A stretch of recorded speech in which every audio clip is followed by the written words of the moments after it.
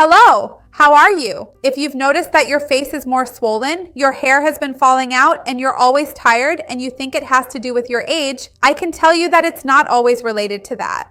Many times, this is related to our thyroid, and it could be your body giving you a sign that things are getting complicated. It's very important for you to know how to identify the signs and symptoms your body gives you when your thyroid is in danger. I've put together the main signs and symptoms here that are extremely important for you to pay attention to. Stay until the end, you won't want to miss this. Before we start, I want to ask you if you've ever been diagnosed with a thyroid problem, or if any of your friends or relatives have had an issue, are undergoing treatment, or have gotten better. I would love to see your comment. How old are you? Write it for me down below in the comments. And if you can, go ahead and like the video now. It doesn't just show YouTube that you like this video. It shows YouTube that you support the channel and that you trust my content. This is super important to me. First, a major sign our body gives that there's a problem with our thyroid is swelling in the face and swelling in our body. This is one of the first signs of hypothyroidism, that is low production of thyroid hormones. And we notice this a lot on the face, on the eyelids, but also on the legs. This type of swelling is a bit different from that caused by fluid retention because it's a firmer kind of swelling. And it happens because we lack T3 and T4, which are the hormones produced by the thyroid, and they cause the body to accumulate certain substances that draw water into our tissues. And in medicine, this is called myxedema. It's a type of swelling that's a little different. So if your face is already instantly swollen when you wake up, your ankles are swollen and take a long time to go down, it's worth asking for a hormonal evaluation to check how your thyroid tests are looking. Second sign, a sudden change in your weight. And when I say that, it can be either an increase or a decrease. Because depending on the thyroid problem you have, you might lose weight or you might gain weight. Depending on whether you have hypothyroidism, your metabolism slows down. And you can quickly gain 4 to 8 pounds, often more due to fluid retention, right? It's more water retention than fat. I just explained to you that this water retention can happen because of this swelling mechanism. Now, in hyperthyroidism, the metabolism speeds up. Our body burns a lot of lean mass and fat quickly. At first, this might sound good, like a dream for many people. I'll be able to eat whatever I want without worrying, but it's actually very unbalanced. And as I told you, you also burn lean mass, muscle tissue, which is a very important tissue. And this weight loss, in some cases, can reach 10% to 20% of your body weight.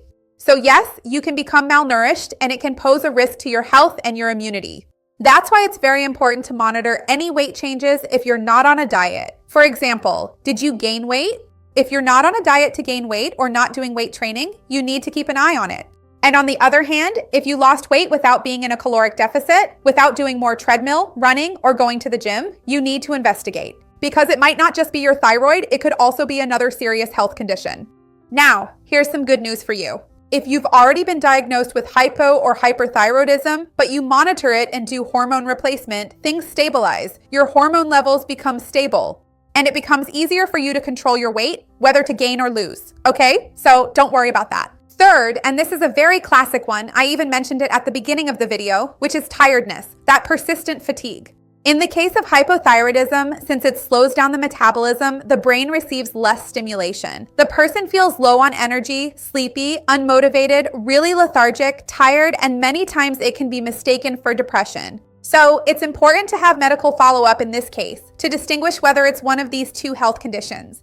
In the case of hyperthyroidism, even though the metabolism is stimulated, the person also feels very tired. Because think about it, you increase your energy expenditure, lose muscle mass, and your body burns a lot of excess energy. It's as if you're constantly keeping that fire burning, spending a lot of energy, and your body has to keep up with energy being spent like that. You feel tired as if you had run a marathon every day. So this ends up causing a lot of fatigue, even when you sleep many hours a day. Tiredness is a classic sign of a thyroid problem, and it should also be investigated. Another very concerning sign is changes in your heartbeat. The heart has receptors for thyroid hormones. Many people don't know that. So when there's an excess of T3 and T4, it speeds up, causing a rapid heartbeat. That's why many people with hyperthyroidism experience palpitations, that sensation of the heart beating right here in the throat. And when you have hypothyroidism, you can have bradycardia, which is a heart rate below 60, a slower heartbeat. So any change in heart rhythm is very important. I don't even need to tell you that you should see a doctor because it could be related to your thyroid.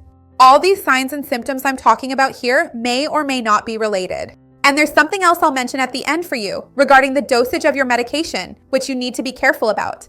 Another sign closely related to thyroid problems is hair loss. Very fragile nails. Hair is extremely sensitive to these thyroid hormones. They control this growth phase, right? The growth phases of the hair strands and both an excess and a lack of hormones can cause diffuse hair loss, right?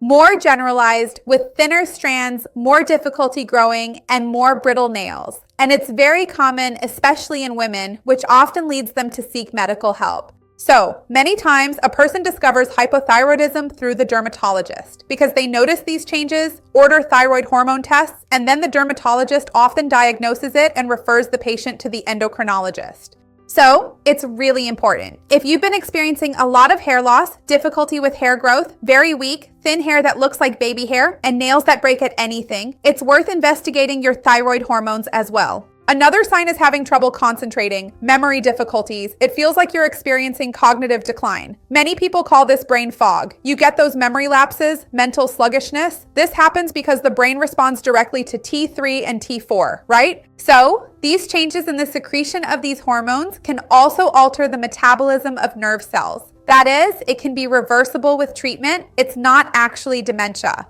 But if you've been noticing these memory lapses, oh, what was the name of that again? Or I'm trying to remember where I left my keys. If this has been happening a lot, if you're a young person without other associated symptoms, is it worth investigating the thyroid as well? Another very important sign is how your cholesterol, triglyceride, and even glucose levels are doing, because the liver can also be affected by thyroid hormone levels, and it can become harder for it to eliminate bad cholesterol, LDL, and triglycerides. As a result, these levels may increase on your blood test. And you may also have an issue with insulin sensitivity related to deregulated thyroid hormones. So this can also affect your blood sugar levels. Of course, this can also be related to other health issues, but if you have all of these together, it could be due to hypothyroidism or hyperthyroidism, so it's always worth investigating. Another thing that's closely related is changes in the gut, because the gut has many receptors for thyroid hormones.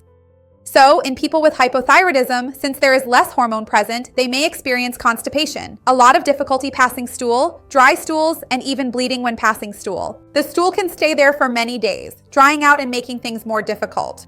And in the case of hyperthyroidism, it's the opposite. Lots of diarrhea, a lot of trouble, right? Very frequent bowel movements. So, if you've been experiencing a change in your bowel habits, it could also be related to your thyroid. Last but not least, you may experience a drop in libido and even infertility. Many people don't know this, but thyroid hormones are connected to the axis of sex hormones as well. So, when there is a deficiency of T3 and T4, you may also stimulate more prolactin in the body, which is a hormone that, in excess, reduces a person's libido and can cause menstrual irregularities, galactorrhea, which is milk discharge from a woman's breast, and even infertility. So, once you balance your thyroid and prolactin levels, you restore your natural sexual health and bring your reproductive system back into balance. If you've also been experiencing changes in your hormonal profile, specifically in your sex hormones, it's always worth investigating how your thyroid is doing as well. So, remember that if you're unsure, which professional should you look for to do this? Preferably, this investigation should be done by an endocrinologist, but any doctor, even a general practitioner, can already order thyroid hormone tests, so that later you can take them to a specialist for analysis. And usually the hormones checked for this test, even at a basic level, are TSH, which is the thyroid stimulating hormone, and T4. So, more than 90% of these diagnoses are made based on these two hormones. And if they want to request, after these hormones, from these specific tests, some kind of more detailed exam to assess another specific problem, they usually do that. It's good for you to know that after you receive a diagnosis of a thyroid problem, it's quite possible that with regular follow-up with your doctor and taking the right medication, your hormone levels will become the same as those of someone without thyroid issues. And with that, you can have a normal life. Of course, you'll have to take medication every day, but in terms of hormones and metabolism, you'll be fine. You can have an excellent quality of life by staying physically active and eating well. So don't worry too much about that. And it's very important that you see your doctor regularly, because there are people who go to the doctor, find out they have a thyroid problem, and the doctor prescribes a medication at a certain dose. The person starts taking that medication and never goes back again. 2, 3, 4, 5, 6 years. without seeing the doctor, taking the same medication, and then the thyroid symptoms come back. And they don't understand. I'm taking the medication, so why am I having these problems? It could be that your needs change over time, depending on weight gain, hormonal changes, or other illnesses you may develop as time goes by. So, it's important that you have regular checkups at least once a year or according to the schedule your doctor recommends for you.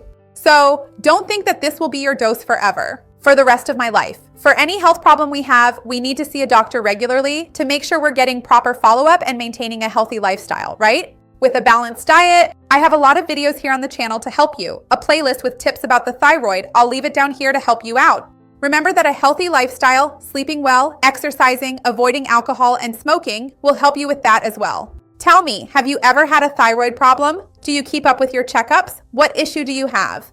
I would love to see your comment. Remember to like the video, it really helps me out, and to share this video with anyone who needs this information. Let's do this together and expand this chain of good. That's what I want here with the channel. See you next time. Bye.